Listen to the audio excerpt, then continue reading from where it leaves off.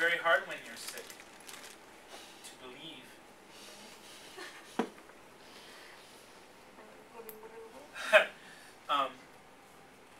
Before I came to Asia, my family said I was starting to get paranoid. Because if somebody walked around and went, "Achoo!" I'd be like, I would get out my spray. I'd wash my hands. So then the Lord takes me to China, and I go to the bathroom, and there's like 5,000 flies, and I'm like, "Ugh." So the other night, I was talking to a man about healing prayer, and I was shaking his hands, and he said, "Don't shake my hand, I'm sick." and of course I'm like, "Oh yeah, I don't want to be sick. I got a busy Easter Sunday." So I shook his hand and then prayed for him. So guess what happened yesterday morning? He was hit. I got sick, buddy. Okay, so I prayed, "Heal me, Lord." And twice yesterday, the fever broke. So I'm here, and we're talking about healing.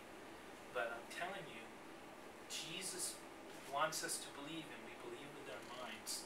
But it's the experiences that will make us change. My mother dying of cancer when I was a little boy, she didn't believe God would heal her, but she didn't want to die because her husbands,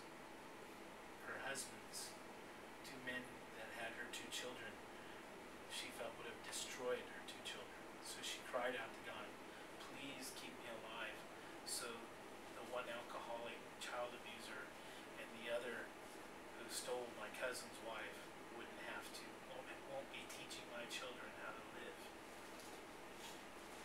She went to the preacher to get prayer, and the preacher asked, "What church do you go to?" And she said, "I go to this church," but she didn't really go to any church.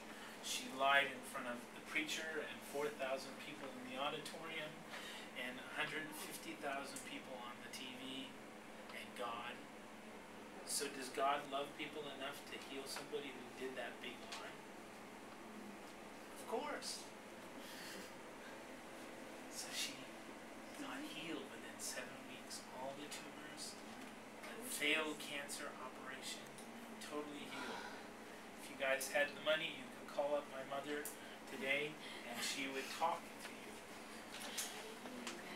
And she would encourage you, even though today, in her 60s, she's poor, has to work hard every day.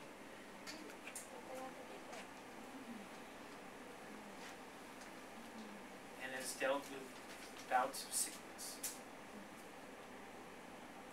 But she knows what's important, encouraging you to live. Not dwelling on the sickness. Because she is what? Because she is what? She is healed. We are all healed. Okay. Jesus went throughout Galilee, teaching in their synagogues, preaching the good news of the kingdom, and healing every disease and sickness among the people. What? How many people did he heal? Everybody. Many. Does it say many or does it say everybody? Healing every disease and sickness among the people. What? Every disease.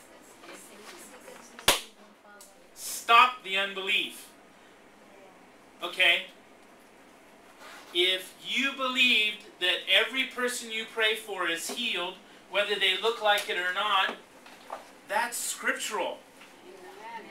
Do you have the power of Jesus in your life? Amen. And you need to accept it. It's the only way to get better. It's the only way to have a future. If you live like Jesus lived, you only did what the Father was doing, the Father would tell you, quit your job, and He's going to send you in a better place.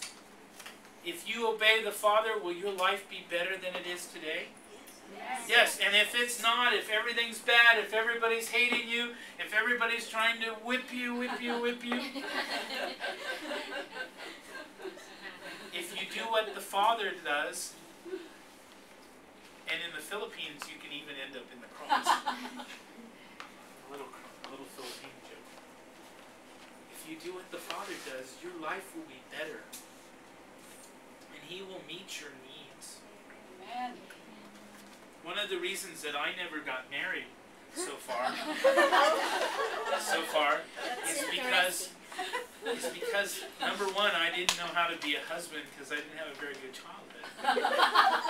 And number two, if I married the wrong woman, would I be here today with you guys? No. So the Lord has taken good care of me. And take it care of You know. We must thank the Lord for you.